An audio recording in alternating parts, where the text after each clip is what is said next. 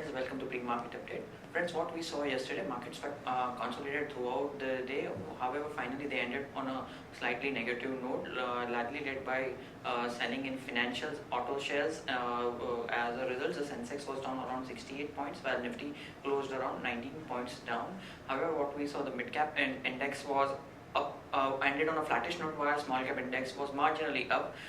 Peculiar thing about yesterday's trade was Reliance was seeing some renewed buying interest, and as a result Reliance ahead of its Q2 numbers, which are going to be declared today. As a result, Reliance was up almost around 0.5%. Another sector which was in action yesterday were the power stocks. As a result, most of the stocks like BHEL, Suzlon were in the buying range. As a result, the power index was also up in the vicinity of 1.12%. Now moving on to global indices update. What we saw yesterday, all the major indices in the US were up, but the gains were marginal. Dow was up almost 0.2%, Nasdaq was up 0.05%, and S&P was up 0.2%. Moving on to Asian indices update, Nikkei at this point in time is almost 1%. Shanghai is also trading in green with gains of 0.5%. However, Hang Seng is down. Hang Seng is up 0.5, while Shanghai is trading marginally down at this point in time. SGX is also trading up at this point in time around 35 points, indicating we might open a slightly positive move. Now just moving on to the provisional numbers. Yesterday FIs were sellers to the tune of approximately to 82 crore, while DIs were supporting the market and were buyers to the tune of 724 crore in cash segment. Now friends, let's have derivative update. Good morning friends, we'll give analysis on derivatives. Yesterday's taking mixed news from the international markets. Our markets open on a flattish note, a bit on the positive side, but thereon it was not able to sustain at higher levels, and we did saw Nifty showing some kind of a selling pressure at higher levels. However, it was a day where we have seen a very low participation. The volume activity was also very low, as market breadth remained on a neutral side, and hence Nifty oscillated between negative and positive territory several number of times, but eventually it managed to close on a negative side with a loss of 0.17%, settling at 8665.25. On the open interest terms, we did show a reduction of 1%. We have been seeing a heavy reduction in the open interest in the start of the series, where Nifty started with around close to 2.75 crore shares in the open interest, and now it's just around 2 odd crore shares in the open interest. We have seen a constant reduction in the open interest, and mainly the reduction was on the unwinding of long positions. And yesterday's trade also we have seen a reduction of 2.30 lakh shares in the open interest, and the cost of carry however increased a bit from 1% to 3%. That is, Nifty is currently trading at a premium of just 4 to 5 odd points compared to 1 or 2 odd points in day before yesterday's trading session. However, we'll consider majority of the unwinding which we have seen in yesterday's trade was due to long unwinding pressure. Put call ratio remained unchanged at 0.96, and volatility index also have been more or less same at around 15.6 odd levels. On the option side, since I mentioned earlier that there was not much of participation in the market in yesterday's trade, the volume was also a bit comparatively very low.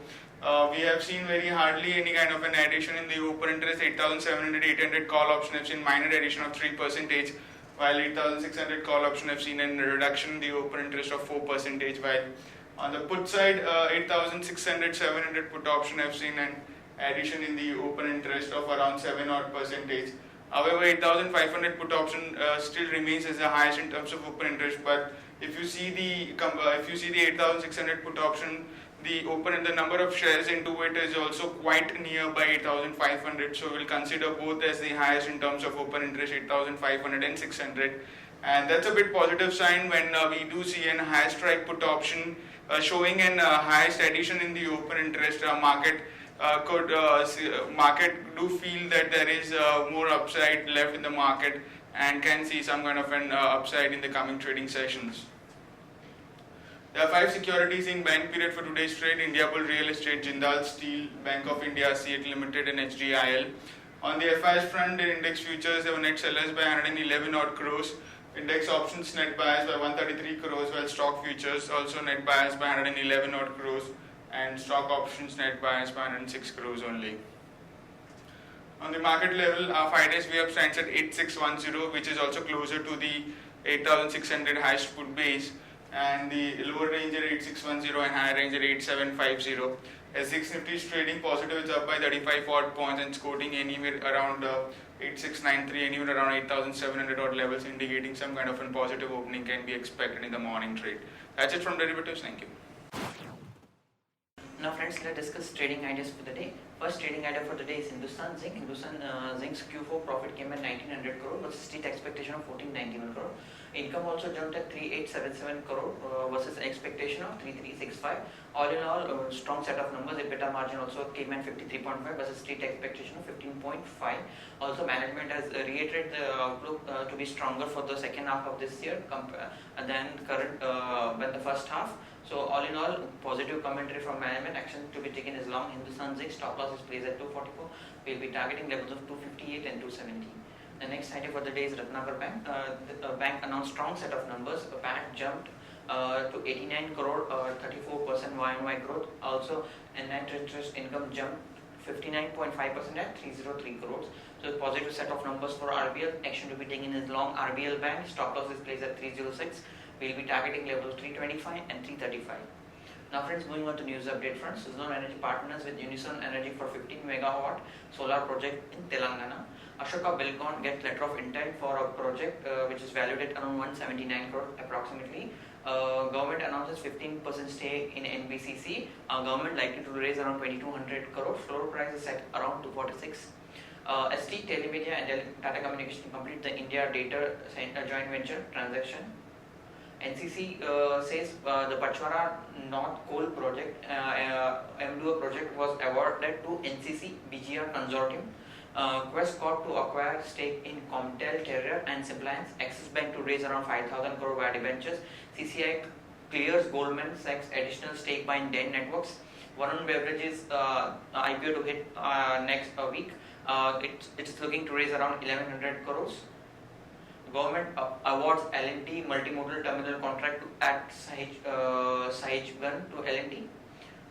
GMR in talks with Canadian fund CDPQ to sell Hyderabad airport stake. GST Council to meet on November 3rd and 4th to move tax rates.